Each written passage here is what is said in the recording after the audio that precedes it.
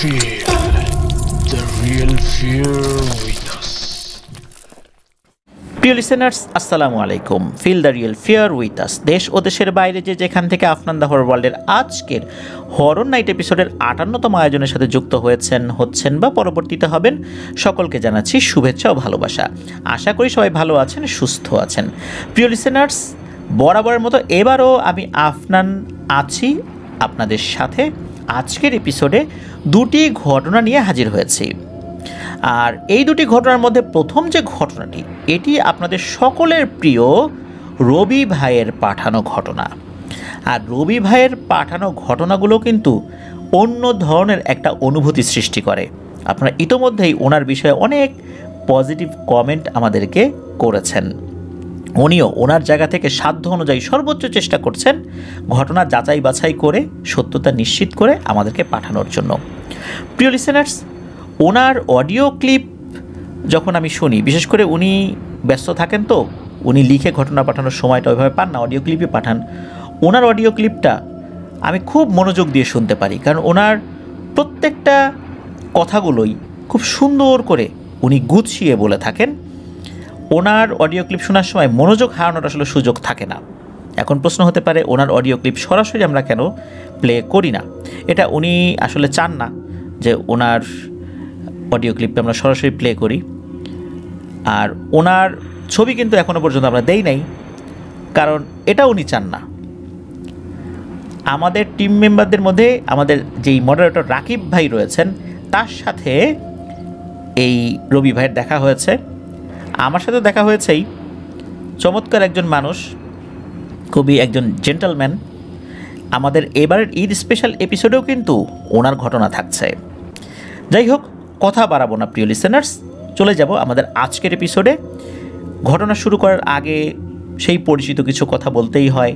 আপনারা যারা ঘটনা পাঠাতে চান, তারা লিখে অথবা রেকর্ড করে যে কোনোভাবেই ঘটনা পাঠাতে পারবেন, তবে ইমেল অ্যাড্রেস ব্যবহার করে ঘটনা পাঠাতে হবে। আমাদের ইমেল অ্যাড্রেসটা হচ্ছে afnanthehorrorworldbd@gmail.com। ইমেল অ্যাড্রেসের স্পেলিংটা আমরা আমাদের ভিডিওর ডিসক্রিপশনে দিয়ে রেখেছি। তারপরে স্পেলিংটা বলছি AFNANTHEHORRORLDBD, afnanthehorrorworldbd@gmail.com। আমাদের এপিসোডের ঘটনাগুলো কেমন লাগছে তা জানিয়ে এই ভিডিওর কমেন্ট সেকশানে কিন্তু কমেন্ট করতে পারেন। এছাড়া আমাদের ফেসবুক পেজ এবং গ্রুপ রয়েছে আফনান দ্য হরর ওয়ার্ল্ড নামে। এই লিঙ্ক দুটো আমরা আমাদের ভিডিওর ডেসক্রিপশনে দিয়ে রেখেছি। সেখানে কি আপনারা আমাদের ফেসবুক পরিবারের সদস্য হয়ে আমাদের ফেসবুক পেজে কমেন্ট করতে পারেন, ফেসবুক গ্রুপে পোস্ট কমেন্ট দুটোই করতে পারেন। এছাড়া আমাদের আফনানস বি নামে আরেকটি ইউটিউব চ্যানেল রয়েছে, সেটার লিঙ্কও এই ভিডিওর ডেসক্রিপশনের একদম উপরের দিকে দেওয়া রয়েছে। সেখানে কি আপনারা আমাদের ওই চ্যানেলও সাবস্ক্রাইব করতে পারেন। প্রিয় লিসেনার্স, ইয়াসার নামক যেই হরর থ্রিলার বইটা আমরা পাবলিশ করেছি প্রান্ত প্রকাশন থেকে, এইটার যে অর্ডার লিঙ্ক সেটাও আমরা আমাদের ভিডিওর ডেসক্রিপশনে দিয়ে রেখেছি। সেখানে গিয়ে আপনারা অনায়াসে রকমারি থেকে ইয়াসার বইটি অর্ডার করতে পারেন। চলুন ঘটনায় চলে যাই।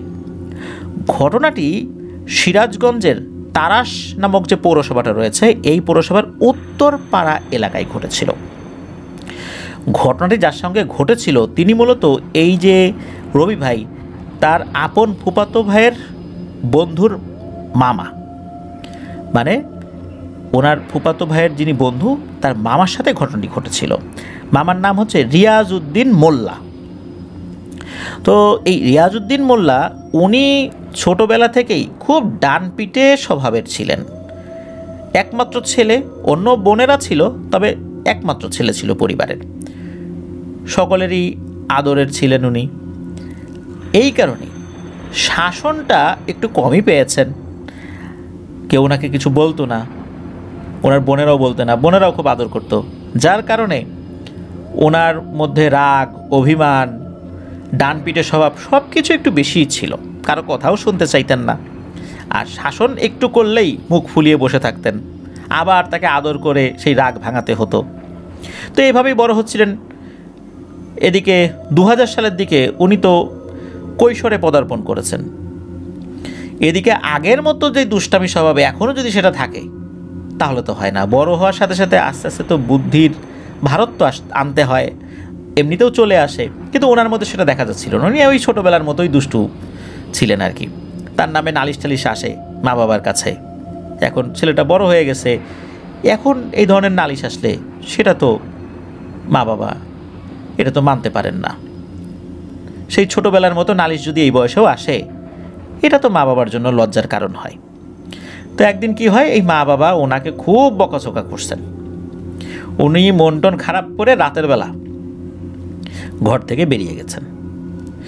ঘর থেকে বেরিয়ে ওনার বাড়ির পাশে একটা বিল আছে। বিল বলতে ওরকম বড় কোনো জায়গা না, একটা ডোবার মতো থাকে আর কি, সারা বছরই ওই জায়গাতে বেশ পানি টানি থাকে। ওরকম একটা জায়গায় গিয়ে বসে আছেন একা একা। ওখানে যে লোকজন যায় না, হাঁটাচলা করে না, বিষয়টা কিন্তু এরকম না। পাশ দিয়ে রাস্তাও আছে। উনি রাস্তার থেকে একটু নেমে উনি বসে আছেন, অনেকক্ষণ বসে আছেন। তো এর মধ্যে কি হয়েছে, ওনার জল বিয়োগ করার প্রয়োজনীয়তা দেখা দিয়েছে। উনি আর ডানে বায়ে কোথায় যাবেন, এমনিতেও মন মেজাজ খারাপ। উনি কি করেছেন, দাঁড়িয়ে ওই যে সামনে যে পানি ছিল, ওই খালের পানি, ওখানে উনি জল বিয়োগ করেছেন। জল বিয়োগ করার পর উনি দাঁড়িয়েই আছেন, মানে তখনও বসেন নাই।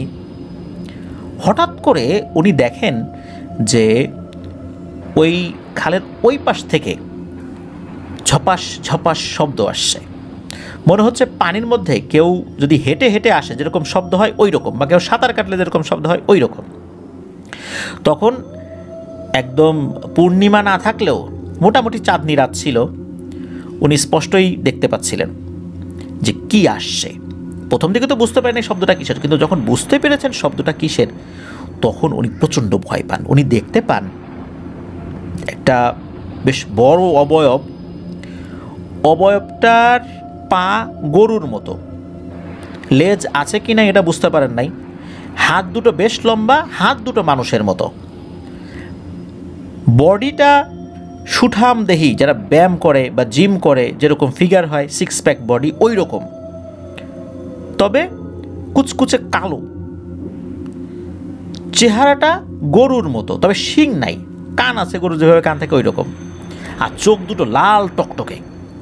খুব রাগান্বিতভাবে হেঁটে হেঁটে ওই পানির ভেতর দিয়ে এই রিয়াজউদ্দিন মামার দিকে এগিয়ে আসছে।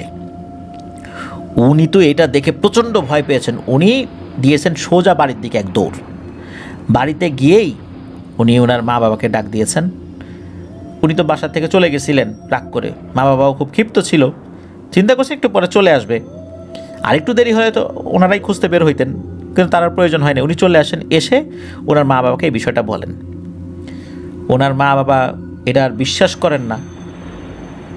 ওনারা বলেন যে এখন একটা নতুন গল্প ভাবতেছো তাই না, যাতে কিছু না বলি, যাও ঘরে যাও, শুয়ে পড়ো। আসলে উনি তো প্রচণ্ড ভয় পেয়েছেন। উনি ওই অবস্থায় আসলে বোঝাইতে পারেন নাই ওনার মা বাবাকে। ওই রাতটা কেটে যায়, আর কোনো সমস্যা হয় না। পরের রাতে উনি একটা স্বপ্ন দেখেন।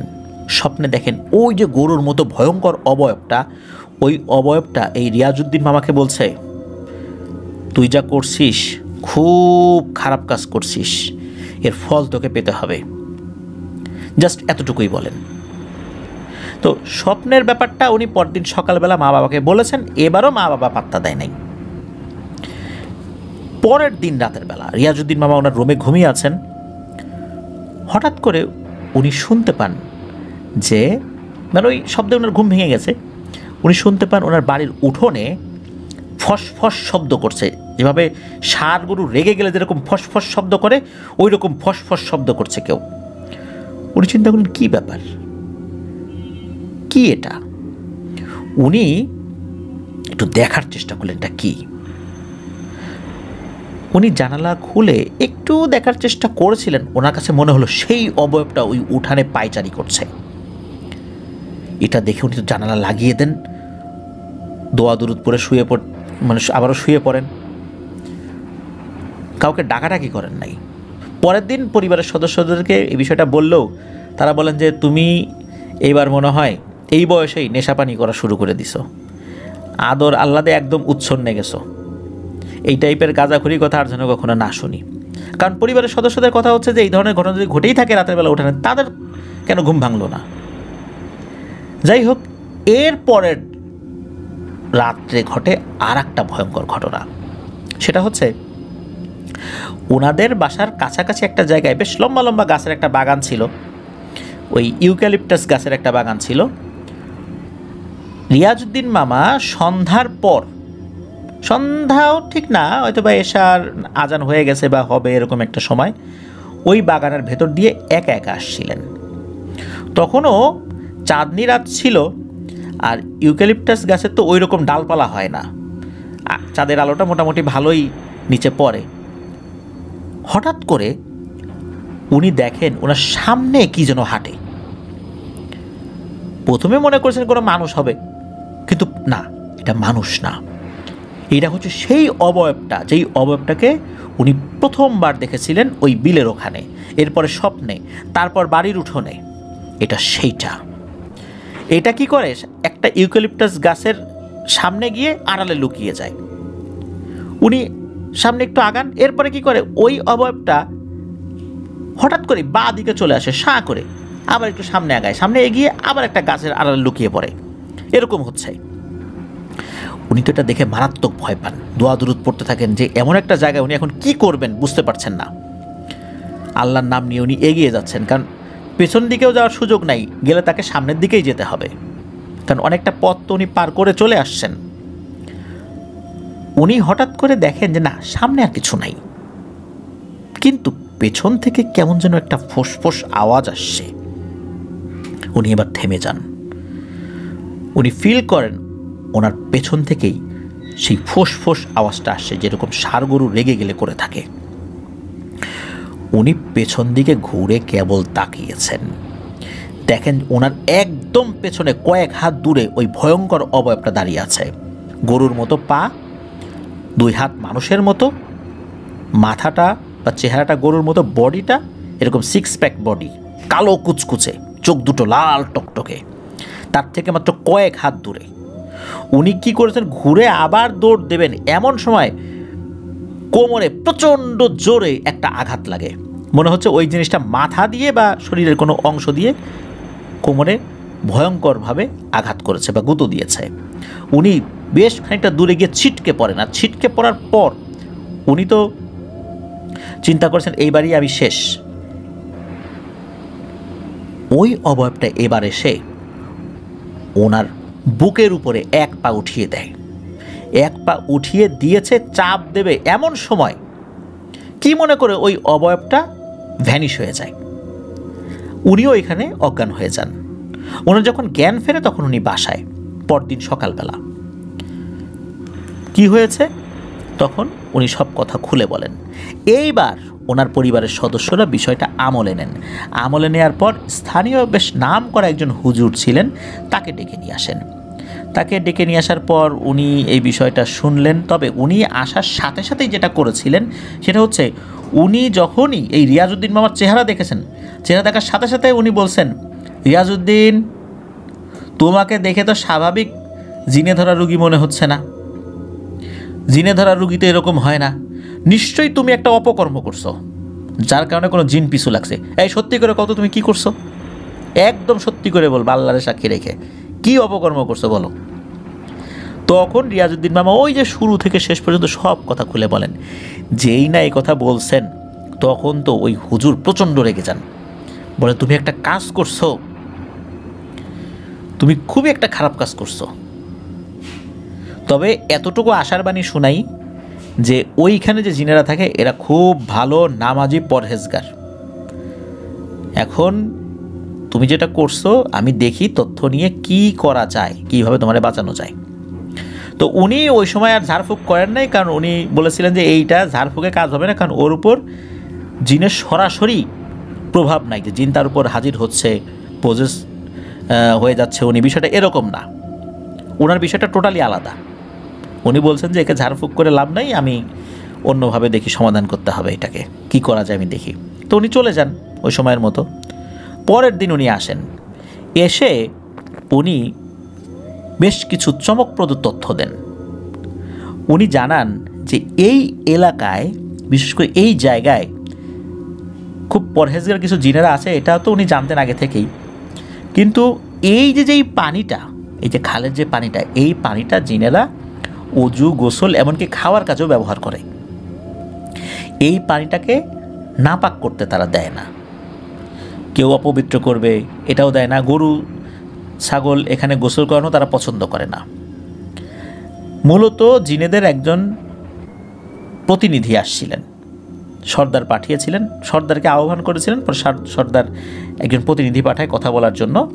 তো তিনি সর্দারের পক্ষ থেকে আসেন, এসে জানান যে সর্দার আপনাকে সালাম জানিয়েছেন, উনি ব্যস্ত আছেন, উনি আসতে পারছেন না, আমাকে আপনি বলতে পারেন যে কোনো কথা।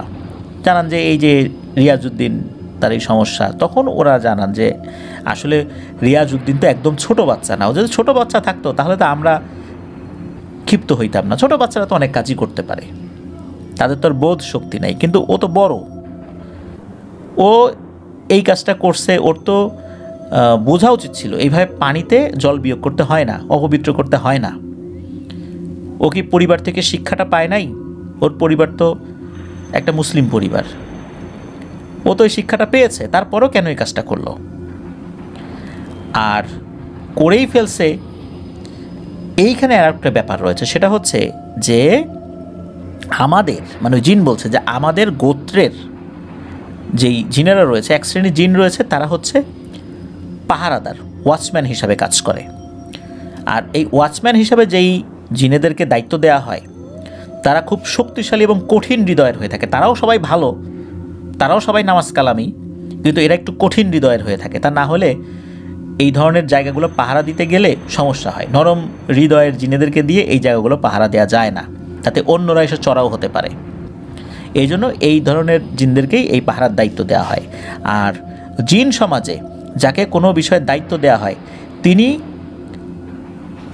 সর্দারের কাছে পূর্ণ আনুগত্যের শপথ করেন যে জীবন চলে গেলেও তিনি তার দায়িত্ব পালন করবেন, দায়িত্ব থেকে পিছপা হবেন না। ওই জিনকে দায়িত্বই দেওয়া হয়েছে এই জায়গায় যেন কেউ অপবিত্র না করে। তিনি শপথ গ্রহণ করেছেন সর্দারের কাছ থেকে, জীবন চলে গেলেও উনি এইটা পালন করবেন। ওই জিনটা কোনো কারণে একটু দূরে সরেছিল, এমন সময় রিয়াজউদ্দিন এই কাজটা করছে। আর যখনই এই ধরনের একটা ভয়ঙ্কর ঘটনা ঘটে গেছে, এই জিন কী জবাব দেবে সর্দারের কাছে? কারণ দায়িত্বটা তার ছিল। তখন সে ক্ষিপ্ত হয়ে এদিকে চলে আসে। রিয়াজউদ্দিন তো ওই সময় চলে গেছে, কিন্তু তার দায়িত্বর জায়গাটা তো সে নিজেকে মনে করছে যে সে অবহেলা করছে দায়িত্বের জায়গায়। এই জন্য নিজেকে সে খুব অপরাধী বোধ করছে, আর রিয়াজউদ্দিনের উপর খুব ক্ষিপ্ত হয়েছে। রিয়াজউদ্দিনকে সেদিন মেরেই ফেলতো, ওকে বুকের উপর পা উঠিয়ে দিয়েছে, এমন সময় তাকে আমরা কোনো একটা কাজে ডাক দিই, সে সাথে সাথে চলে আসে, নাহলে ওই দিন ওকে মেরেই ফেলতো। ও এতটা ক্ষিপ্ত হয়েছিল রিয়াজউদ্দিনের উপরে। আর রিয়াজউদ্দিন সম্পর্কে সে খোঁজ খবর নিয়েছে, সে খুব ডানপিটে স্বভাবের, দুষ্টু স্বভাবের, এই জন্য সে আরও বেশি ক্ষিপ্ত হয়েছে পরবর্তীতে। তা না হলে ভয় দেখেই তাকে ছেড়ে দিত, এত কঠিন হতো না তার উপর। এই সমস্ত কথা যখন জিনেরা বলেছে, তখন হুজুর বলছে আসলে ও তো একটু ডানপিটে স্বভাবের, অবুঝ, কেবল কৈশোরে পদার্পণ করছে, ও তো এত কিছু বোঝে না, ওকে মাফ করে দাও, আর কখনো এমনটা হবে না। তখন ওই যিনি প্রতিনিধি আসছেন উনি বলেন যে ঠিক আছে, আমি সর্দারের কাছে গিয়ে জানাবো, আশা করছি এটা নিয়ে আর কোনো সমস্যা হবে না। তো এরপর চলে যান, এবং তার পরবর্তীতে নাকি জানানো হয়েছিল যে ঠিক আছে, রিয়াজউদ্দিনকে ক্ষমা করে দেওয়া হয়েছে, কিন্তু একটা শর্তে, রিয়াজউদ্দিন কখনোই যেন ওই বিলের কাছে আর না যায়, মনের ভুলেও না। কারণ হচ্ছে ওই যেই জিন যিনি পাহারা দেয়, উনি মূলত ওই বেশে থাকতেই পছন্দ করেন, মানে ওই গরুর ওই চেহারা এরকম শুরুতে থাকতে পছন্দ করেন। ওই জিনটা সর্দারের কথা মেনে নিয়েছে যে ঠিক আছে, আমি ওর কোনো ক্ষতি করব না, কিন্তু আমি যেহেতু আনুগত্যের শপথ করেছি, আর ওই জায়গায় ও চলে আসছিল, ও যেন আমার সামনে না আসে কখনো, এই জায়গাতে রাতের বেলা অন্তত, তাহলে কিন্তু আমার খুব রাগ হবে, আমি কিছু একটা অঘটন ঘটাই দিতে পারি। তখন সর্দার তরফ থেকে জানিয়ে দেওয়া হয় যে তুমি জানিয়ে দাও যে রিয়াজউদ্দিন যেন রাতের বেলা এইদিকে না আসে কখনো। এটাও হুজুরের মাধ্যম দিয়ে রিয়াজউদ্দিনকে জানিয়ে দেওয়া হয়। রিয়াজউদ্দিনের ওরকম কোনো সমস্যা পরবর্তীতে হয়ও না, একদম স্বাভাবিক ছিল, তার ওই বড় ধরনের রুকিয়া করারও কোনো প্রয়োজন হয়নি আল্লাহর রহমতে। তবে একটা সমস্যা হয়েছিল, সেটা হচ্ছে ওই যে কোমরে যে প্রচণ্ড জোরে আঘাত করা হয়েছিল, এই আঘাতে রিয়াজউদ্দিনের কোমরের মাংসপেশির এখানে যে টিস্যু থাকে, এইগুলো মারাত্মক ক্ষতি হয়েছিল। এটা ঝাড়ফুঁকে যাবে না, এটা জিনেরাও বলে দিয়েছিল, কারণ হচ্ছে এটা তার শারীরিক সমস্যা হয়ে গেছে। এটা জিনঘটিত সমস্যা না, এটা ঝাড়ফুঁকের ঠিক হবে না, এটাকে মেডিকেল ট্রিটমেন্ট করাতে হবে। এরপর অনেক ট্রিটমেন্ট করানো হয়েছে। এই রিয়াজউদ্দিন মামা কিন্তু এখনও পরিপূর্ণভাবে কোমর সোজা করে হাঁটতে পারেন, একটু কোমর বাঁকা করেই হাঁটতে হয় ওনাকে। ওই যে সমস্যাটা হয়েছিল ওটা আজও ওনার ঠিক হয় নাই। সুস্থ হয়েছেন ঠিক আছে, কিন্তু ওনার কোমরে স্থায়ী একটা ক্ষতি হয়ে গিয়েছিল, যেটা আজও আছে। তবে ঘটনা কিন্তু এখানেই শেষ এটা বলা যাবে না। সমস্যা যেটা হয় সেটা হলো যে ওই যে পাহারাদার জিন, এই ঘটনার পর থেকে সে আরও বেশি এগ্রেসিভ হয়ে যায়। এগ্রেসিভটা হয়েছে এই কারণে, রিয়াজউদ্দিন এরকম একটা ঘটনা ঘটালো, এরপরে কেউ যেন এখানে এসে কোনো ধরনের অপবিত্র করতে না পারে এই জায়গা, এই বিষয়ে জিনটা খুব কঠোর হয়ে যায়। এমন একটা অবস্থার সৃষ্টি হয়, কোনো মানুষ রাতের বেলা ওই দিক দিয়ে যেতে গেলেই এই গরুরূপী ভয়ঙ্কর জিনের মুখোমুখি হয়। কখনো দেখা যায় সেই ভয়ঙ্কর জিনটা খালের ওপাশ থেকে তাড়া করছে এদেরকে, কখনো দেখা যাচ্ছে যে তারা তাদের মতো করে হেঁটে যাচ্ছে, পেছনে গরু দৌড়ালে যেরকম খুরের আওয়াজ হয় এরকম খুরের আওয়াজ, পিছনে তাকিয়ে দেখা যাচ্ছে ওই জিনিসটা দৌড়ে আসছে। তো এইরকমভাবে বিভিন্নভাবে নাকি ওই জিনিসটা ভয় দেখাতো। তো গ্রামবাসী এক পর্যায়ে হুজুরের কাছে গিয়ে নালিশ করে। হুজুর আবার সেই জিনের সর্দারের সাথেই কথা বলেছিলেন, প্রতিনিধি না, যে আসলে ও তো পাহারা দিবে ঠিক আছে, কিন্তু একটু মানুষদেরকে অকারণে ভয়টা বেশি দেখিয়ে ফেলছে। মানুষ যদি এভাবে ভয় পেতে থাকে একটা সময় কেউ এদিকে আসবে না, জায়গাটা পরিত্যক্ত হয়ে যাবে, সরকার অ্যাকোয়ার করে নিতে পারে। সরকার যদি এটা অ্যাকোয়ার করে বা অধিগ্রহণ করে, এখানে কোনো স্থাপনা হতে পারে, কারণ এটা তো খুব বেশি বড় জায়গা না, ছোট জায়গা, তখন তো আপনারাও এখানে থাকতে পারবেন না। তাই আপনারা মানুষদেরকে এভাবে ভয় দেখায়েন না, আর মানুষজনে এখানে নোংরা করবে না, এটা কথা দিলাম। তো এরপর থেকে কিন্তু আর কেউ ভয় পায় নাই। এরকম সপ্তাহখানেক এরকম সমস্যা হচ্ছিল আর কি, ওই জিনটা খুব রেগে গিয়ে সবাইকে ভয় দেখাইতো আর কি। তবে এরপর সব কিছু ঠিকঠাক হয়ে যায়। তবে কালের বিবর্তনে ওই জায়গাতে একটা ইটের ভাটা হয়েছে এখন। তো রবি ভাই আমাদেরকে জানিয়েছেন যে ইটের ভাটা যখন হয় তাহলে নিশ্চয়ই ওই ইটের ভাটা রিলেটেড কোনো সমস্যা হয়েছিল। এই বিষয়ে ওনার ফুফাতো ভাইয়ের সাথে উনি কথা বলেছিলেন। তো ওনার ফুফাতো ভাই এই বিষয়ে কোনো নিশ্চিত তথ্য দিতে পারেন না। উনি বলেছেন যে তার বন্ধুর সাথে কথা বলে জানার চেষ্টা করবেন যে ইটের ভাটায় এখন কোনো ভয় আছে কি না, বা ইটের ভাটা যখন কাজ শুরু করে তখন কোনো ধরনের ভয়ের ঘটনা ঘটেছিল কিনা। তবে এই বিষয়ে এখনও নিশ্চিতভাবে কিছু বলা যাচ্ছে না। যদি ঘটনা থাকে রবি ভাই সেটা সংগ্রহ করার চেষ্টা করবেন। তো এটাই ছিল ঘটনা। প্রিয় লিসেনার্স, রাতের বেলা যে বিভিন্ন জায়গায় চলার ক্ষেত্রে সতর্ক থাকতে হয়, কফ থুতু এছাড়া কোনো জায়গা অপবিত্র করার আগে অনেকবার চিন্তা করে নিতে হবে যে আমি কোথায় কি করছি। এটা কিন্তু হাদিসেরও শিক্ষা, আর এটা কিন্তু সাধারণ একটা ভদ্রতাও বটে। হুট করে একটা পানির উপরে আমি নোংরা কিছু ফেলবো, ওই পানি তো অনেকে ব্যবহার করেন, অজু করেন, গোসল করেন, জিনের কথা বাদে দিলাম মানুষও তো সেটা ব্যবহার করেন, তাহলে আমি কেন এই জায়গাটাতে এই কাজ করব? এটা তো একটা সাধারণ শিষ্টাচার বহির্ভূত কাজ। আল্লাহ আমাদেরকে বোঝার তৌফিক দান করুন। প্রিয় লিসেনার্স, এটাই ছিল ঘটনা। চলুন চলে যাব আমাদের এবারের হরর নাইট এপিসোডের পরবর্তী আরও একটি নতুন ঘটনায়। প্রিয় লিসেনার্স,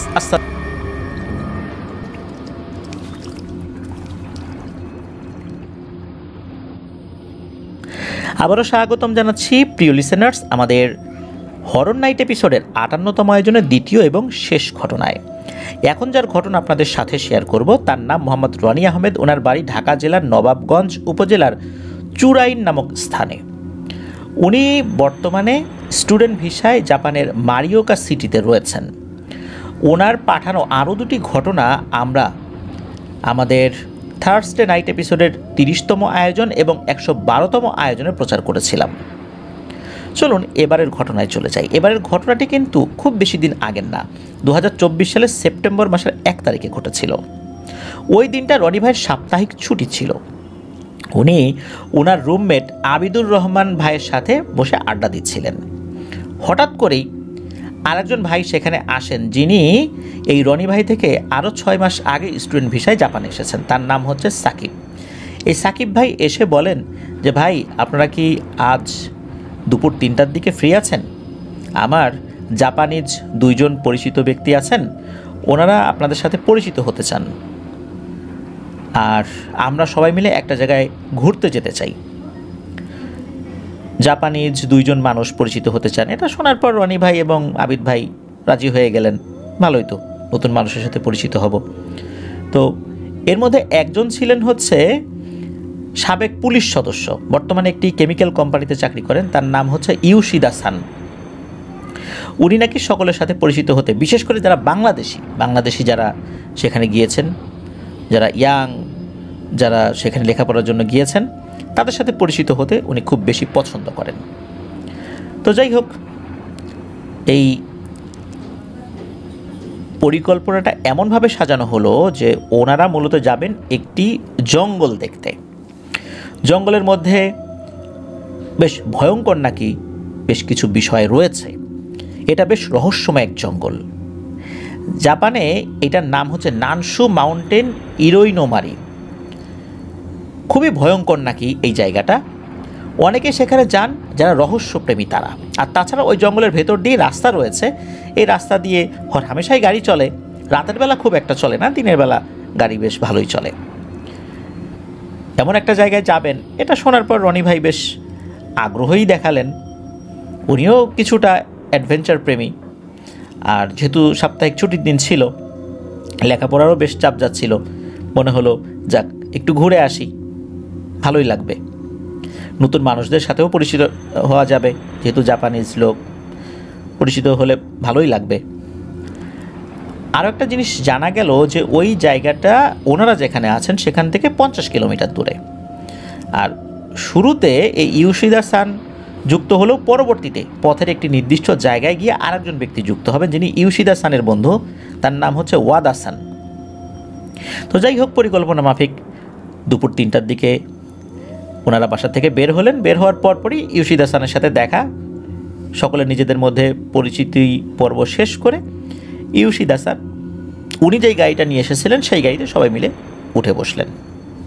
তো ইউশিদা সান বেশ আন্তরিক, সকলের সাথে খুব সুন্দর ব্যবহার করছেন। তার আন্তরিকতায় এই যে রনি ভাই এবং আবিদ ভাই দুইজন বেশ মুগ্ধ হচ্ছিলেন। সাকিব ভাই তো আগে থেকেই তাকে চিনতেন, যিনি মূলত এই ইউশিদা সানের সাথে ওনাদেরকে পরিচয় করিয়ে দিলেন।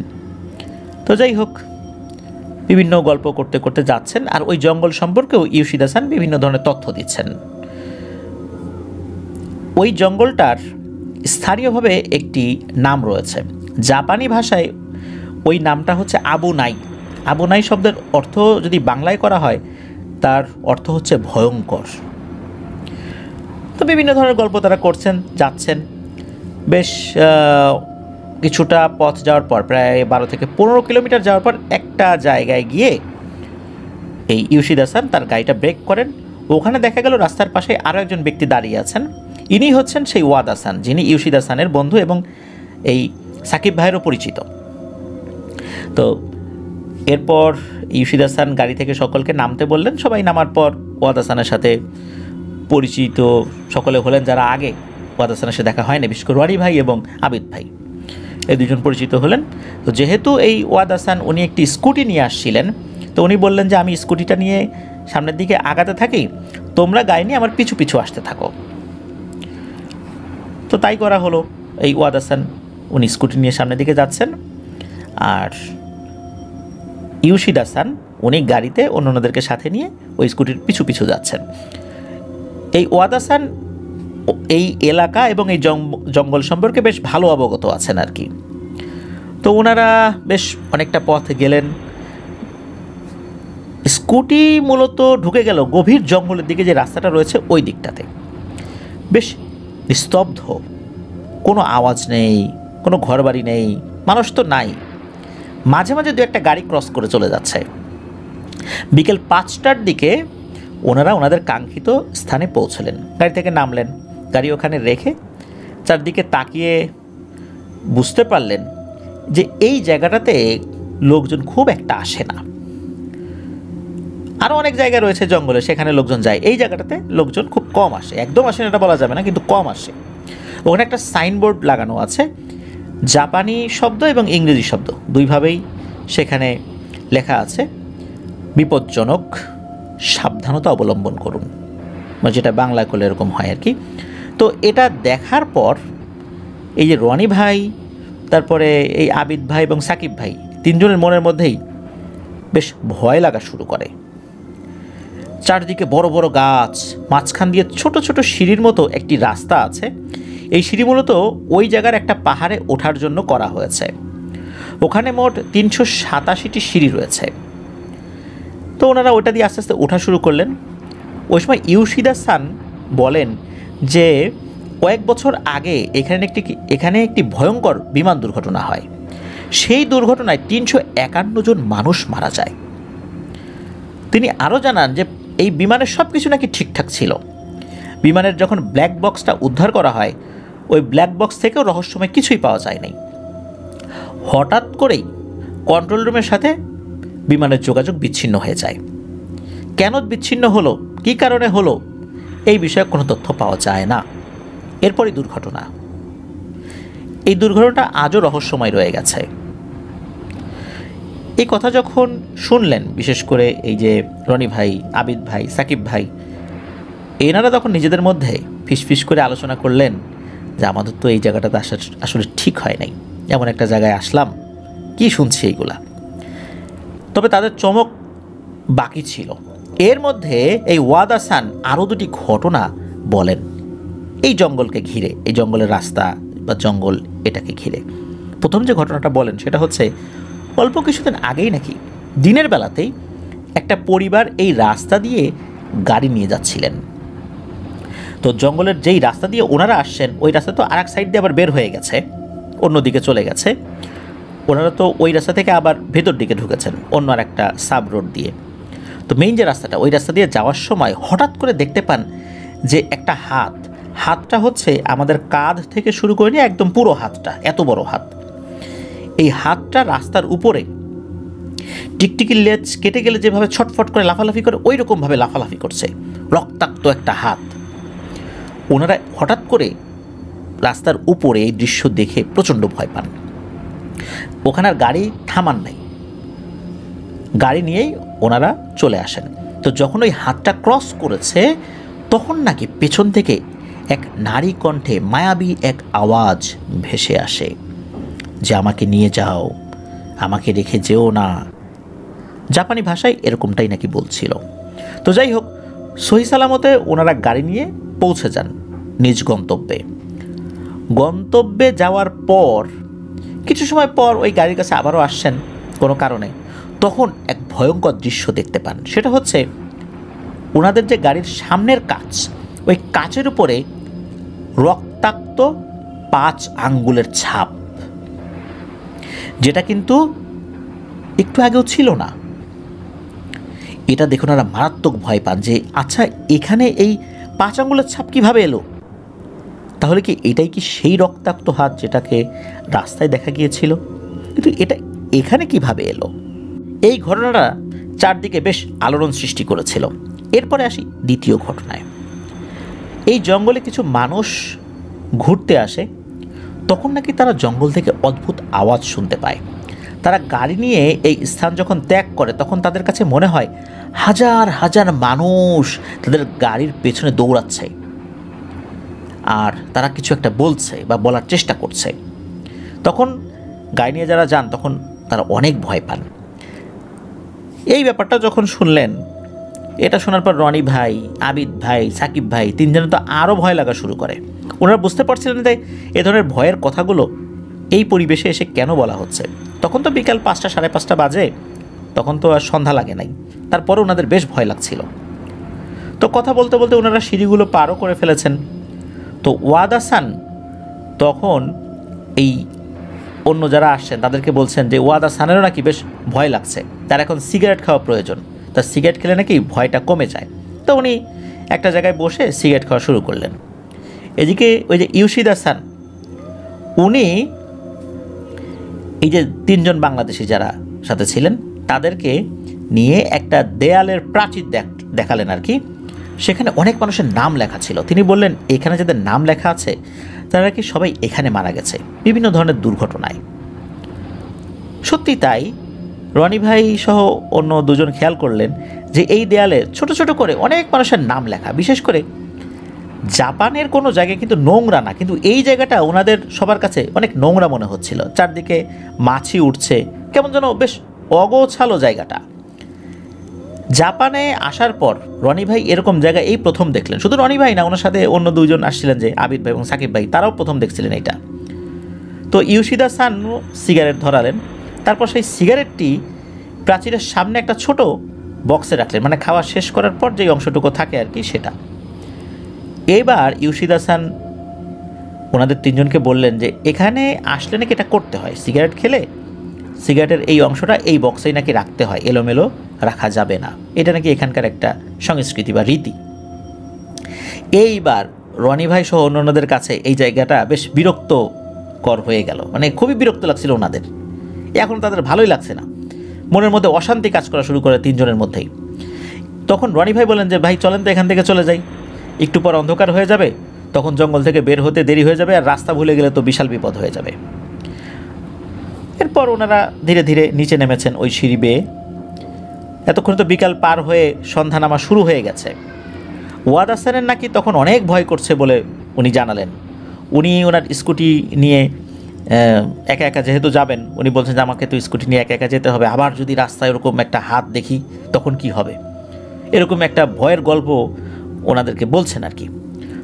তো তাকে দেখেও মনে হচ্ছিল উনি বেশ ভয় পাচ্ছেন। তো যাই হোক, এই ওয়াদ হাসান উনি স্কুটি চালানো শুরু করলেন, আর ইয়োশিদা সান উনিও গাড়ি চালানো শুরু করেন। গাড়িতে তো ওনারা উঠে বসছেন, ওনারা যাওয়া শুরু করলেন।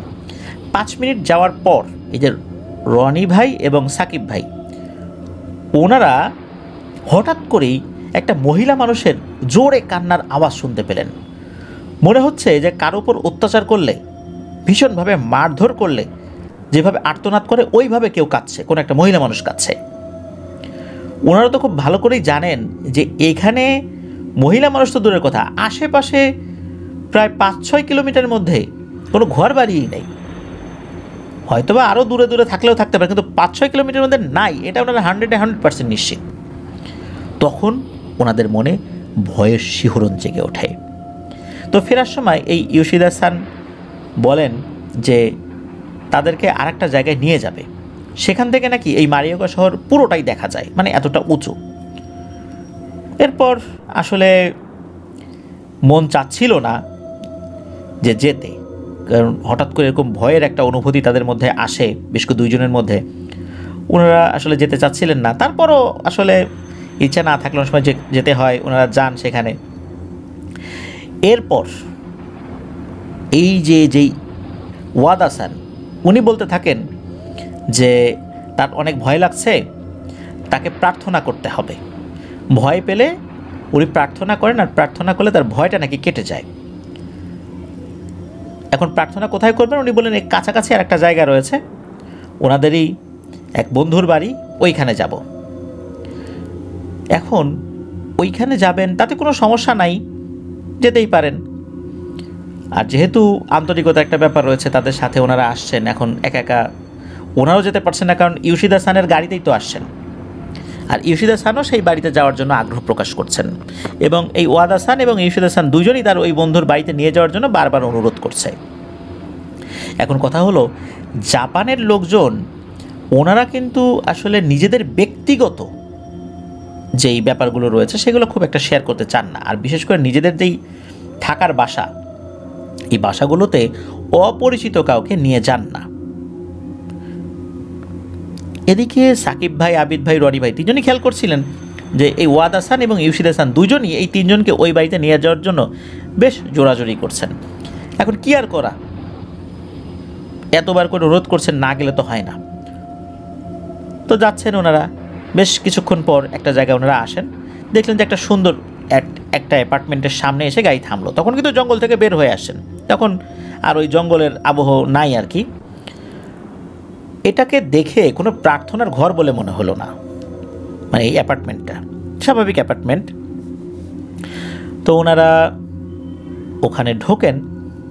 ঢোকার পর প্রথমেই এই রনি ভাইয়ের বুকটা অজানা এক ভয়ে কেঁপে ওঠে। রুমের দরজাটা খোলার পর দেখা গেল রুমের ভিতর আরও 2টা রুম। একটা রুম প্রার্থনার জন্য, আর একটা রুমের লাইট বন্ধ করা আছে, ওই রুমে আসলে কি আছে বোঝা যাচ্ছে না, তবে দরজাটা খোলা। মূলত রুমের ভিতর যাওয়ার পর আবারও ভয় লাগছিল। বসার জন্য কোনো চেয়ার ছিল না, সেখানে মাদুর বিছানো ছিল। তো রুমে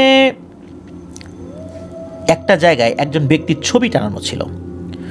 ওয়াদ হাসান মন্দিরের, এটাকে ওনারা মন্দির বলছেন আর কি, কিন্তু এটা আসলে মন্দির না, এটা মন্দিরের কোনো আবহই সেখানে নাই, কিন্তু তারা বলছেন এটা মন্দির। তো ওয়াদ হাসান যেহেতু মন্দির বলছেন, আমরা মন্দিরই বলি, তো ওয়াদ হাসান সেই মন্দিরের মতন ওই রুমটার মধ্যে ঢুকে কাঠ দিয়ে বানানো একটা ছোট ঘরের সামনে বসে, হাতে একটি বই নেয় এবং আরেকটা হাতে তসবির মতো কোনো একটা জিনিস নেয়। এই তসবির যেই দানাগুলো যে কোন জিনিস দিয়ে বানানো এটা রনি ভাই বুঝতে পারেন নাই, রনি ভাই না, অন্য যে দুজন ওনার সাথে ছিলেন বাংলাদেশি, ওনারাও বুঝতে পারেন নাই। তো এই ওয়াদ হাসান কী করেছে, বসে বসে মন্ত্র পড়া শুরু করেছে। ইউশিদ হাসানও হাতে তসবির মতো একটা জিনিস নিয়ে এবং হাতে একটা বই নিয়ে মন্ত্র পড়া শুরু করেছে। এদিকে একটা ভয়ঙ্কর ব্যাপার ঘটতে থাকে, সেটা হচ্ছে এই রনি ভাই সহ অন্য দুইজন, বিশেষ করে রনি ভাইয়ের অনুভূতি উনি বলেছেন, উনি জানিয়েছেন যে এমন ভয়ঙ্কর মন্ত্রের আওয়াজ, এমন মন্ত্রের আওয়াজ ভয়ঙ্কর হয় এটা আসলে ওনার জানা ছিল না। মন্ত্র তো শুনেছেন বিভিন্ন সময়, বিভিন্ন ধর্মে মন্ত্র পাঠ করে, কিন্তু এত ভয়ঙ্করভাবে উচ্চারণ এটা উনি কখনো শোনেন নাই। আরও একটা ব্যাপার উনি ফিল করতে থাকেন, সেটা হলো আস্তে আস্তে মনে হচ্ছে উনি ওনার শরীরের উপর নিয়ন্ত্রণ হারাচ্ছেন, অনেকটা হেপনোটাইজড হয়ে যাওয়ার মতো অবস্থা। মনে হচ্ছে এই মন্ত্রটা ওনাকে খুব টানছে, যদিও বা ভয়ঙ্কর শব্দে, ভয়ঙ্কর উচ্চারণে তারা এটা উচ্চারণ করছে, ভয়ঙ্করভাবে উপস্থাপন করছে, কিন্তু তারপরও কেন যেন একটা আকর্ষণ কাজ করছে, ভয় লাগছে, খারাপ লাগছে, আবার একটা আকর্ষণও কাজ করছে। ওনারা ইশারা দিয়ে বারবার বলছিলেন যে তোমরা আমাদের সাথে এই মন্ত্রগুলো পড়ো, যতটুকু পারো পড়ো। ওনারা তো থেমে থেমে পড়ছিলেন, ভেঙে ভেঙে পড়ছিলেন, আর জাপানি ভাষায় মনে হচ্ছে ওগুলো লেখা বা ওগুলো উচ্চারণ করছেন, তাই পড়তে অসুবিধা হচ্ছে না। একদম যে দুর্বোধ্য ভাষায় পড়ছেন বিষয়টা এরকম না। এর মধ্যে কি হয়, হঠাৎ করে এই যে আবিদ ভাই উনি দাঁড়িয়ে যান, কোনো কথা না বলে রুম থেকে বের হয়ে যান। ওই সুযোগে রনি ভাইও তার সাথে রুম থেকে বের হয়ে যান। এর মধ্যে কি হয়েছে, এই যেই ওয়াদ হাসান এবং ইউশিদ হাসান তারা কিন্তু একবারের জন্য মন্ত্র পড়া থামায় নাই। ওনারা তো বাইরে চলে আসছেন। তো আসার পর এই আবিদ ভাই বলছেন রনি ভাইকে যে আমার অনেক খারাপ লাগছে, আমার মাথার ব্রেইন একদমই কাজ করছে না, শরীরের উপর নিয়ন্ত্রণ হারিয়েই ফেলেছিলাম, আমি মনে হয় ওই রুমের মধ্যে আটকা পড়ে যেতাম, কোনোভাবে আর বের হতে পারতাম না, কোনো এক জগতে মনে হচ্ছে এলো আমি হারিয়ে যাচ্ছি। এদিকে রনি ভাই বলেন যে তারও একই রকমের অনুভূতি হচ্ছিল। যাই হোক, ওনারা দুজন বের হয়ে চলে আসছেন। এদিকে আরেকজন সাকিব ভাই, উনারা তো আসলে উনি তো ওই দুইজনের সাথেই আছেন। এখন ওনারা বাইরে অপেক্ষা করছেন। বেশ আধা ঘন্টা পর এই সাকিব ভাই সহ ওই যে ওয়াদ হাসান এবং ইউশিদ হাসান বাইরে বেরিয়ে আসেন। জাপানিজ ওই দুইজনের চেহারা দেখেই মনে হচ্ছিল এই রনি ভাই এবং আবিদ ভাই এই দুজনের প্রতি তারা খুব বিরক্ত হয়েছেন, খুব রাগ। এরপর তাদের সাথে খাবারের আমন্ত্রণ জানান যে আসো আমরা কিছু খাওয়া দাওয়া করব, কিন্তু ওনারা খাওয়া দাওয়া করতে আর রাজি হলেন না। গুগল ম্যাপে ওনারা দেখলেন ওনারা যে এরিয়াতে আছেন সেখান থেকে ওনারা যেই জায়গাতে থাকেন সেই বাসার দূরত্ব প্রায় 20 কিলোমিটার দূরে। সাকিব ভাই কিন্তু বের হয়ে আসছেন, আর সাকিব ভাইয়ের উপর ওনাদের খুব রাগ হচ্ছিল যে কেন এমন টাইপের দুইজন মানুষের সাথে উনি পরিচয় করিয়ে দিলেন। এই দুইজন মানুষ তো ভয়ঙ্কর, বিপজ্জনক। যাই হোক, সাকিব ভাই বের হয়ে আসেন, ওই সময় কিছু বলেন নাই। তারপর ওনারা বলেন যে ওনারা খাওয়া দাওয়া করবেন না, ওনারা বাড়িতে চলে আসেন। ইউশিদ হাসান এগিয়ে দেয়। এরপর এই রনি ভাই উনি কিছু মানুষের সাথে কথা বলেন, বিশেষ করে ওনারা কিছু ছবি তুলেছিলেন ওই জায়গায়, সেই ছবি মেসেঞ্জারে ওনাদের পরিচিত জাপানি কিছু বাংলাদেশি ভাই তাদেরকে পাঠান। এর মধ্যে নাহিদ ভাই নামে একজন আছে, উনি 5 বছর ধরে জাপানে রয়েছেন। তো উনি রনি ভাইকে জানান যে আরে এই দুইজন তো খুবই ভয়ঙ্কর লোক, এরা বিভিন্ন ধরনের কালো জাদু চর্চা করে, আর এরা নির্দিষ্ট কোনো ধর্মের অনুসারী না, এরা হচ্ছে শয়তানি ধর্মের অনুসারী। তাদের কাজই হচ্ছে হিন্দু, মুসলিম, বৌদ্ধ, খ্রিস্টান যারা ওখানে আছে এদের সাথে সম্পর্ক স্থাপন করে এমন এক ধরনের মন্ত্র তাদের সামনে পাঠ করে, হেপনোটাইজ করে ফেলে, তাদেরকে বশ করে ফেলে, একটা পর্যায়ে নাকি এই লোকদেরকে ধর্ম পরিবর্তন করে তাদের এই শয়তানি ধর্মে দীক্ষিত করে ফেলে। মূলত সাকিব ভাইকে টার্গেট করেছিল ওরা। সাকিব ভাইকে দিয়ে আস্তে আস্তে আস্তে আস্তে এই রনি ভাই এবং আবিদ ভাই, তাদেরকেও এই দলে ফেরানো। সাকিব ভাই বিষয়টা জানতেন না, সাকিব ভাইকে ওনারা ধরেছিলেন, তাকেও রাগারাগি করেছিলেন। সাকিব ভাই জানান যে উনি এই বিষয়টা জানতেন না, জানলে কখনোই উনি তাদের সাথে সম্পর্ক স্থাপন করতেন না। তো যাই হোক, এরপরে ওই দুইজনের সাথে ওনারা সম্পর্ক ছেদ করেন। এখন কি অবস্থা আছে এটা অবশ্য রনি ভাই আমাদেরকে জানান নাই যে ওই দুইজনের এখন বর্তমান অবস্থা কি। তো এটাই ছিল ঘটনা। প্রিয় লিসেনার্স, বিভিন্ন জায়গায় বিশেষ করে দেশের বাইরে হুট করে একদম অপরিচিত কাউকে যদি দেখেন আপনার সাথে খুব আন্তরিকতা দেখাচ্ছে, বিষয়টাতে সহজে গলে যাওয়া যাবে না, খোঁজ খবর নিতে হবে। এর আগেও আমরা এই টাইপের বিভিন্ন ব্যাপার শুনেছি যে আন্তরিকতা করে আস্তে আস্তে একটা সিক্রেট সোসাইটির সাথে যুক্ত করে ফেলে, শয়তানি ধর্মের অনুসারী বানিয়ে ফেলে, একটা মোহে আচ্ছন্ন করে ফেলে। তো এই বিষয়ে সতর্ক থাকতে হবে, বিশেষ করে দেশের বাইরে যারা রয়েছেন। আর বাংলাদেশেও যে এটা নাই এটাও বলা যাবে না, এই জন্য আমরা সবসময় সতর্ক থাকব। আল্লাহ তাআলা সাহায্য প্রার্থনা করবো, আল্লাহ যেন আমাদেরকে হেফাজত করেন। ধন্যবাদ জানাচ্ছি রনি আহমেদ ভাইকে, দুঃখিত। তো উনি অনেক কষ্ট করে ঘটনাটি লিখেছেন। জাপানে আসলে অনেক ব্যস্ত থাকতে হয়, তারপরও যে আমাদেরকে ঘটনা পাঠিয়েছেন এই জন্য অসংখ্য ধন্যবাদ। আরও ধন্যবাদ জানাচ্ছি রবি ভাইকে ওনার ঘটনার জন্য। ধন্যবাদ জানাচ্ছি আমাদের লিসেনারদেরকে যারা ধৈর্য ধরে এতক্ষণ এপিসোডটি শুনলেন। প্রিয় লিসেনার্স, আজকের এপিসোড এখানেই শেষ করছি। সবাই ভালো থাকবেন, সুস্থ থাকবেন। আসছে বৃহস্পতিবার আপনাদের পাঠানো ঘটনাবলী নিয়ে থার্সডে নাইট এপিসোডের নতুন আরও একটি আয়োজনে আমরা আপনাদেরকে যুক্ত করতে চাই। শোনার আমন্ত্রণ জানাচ্ছি।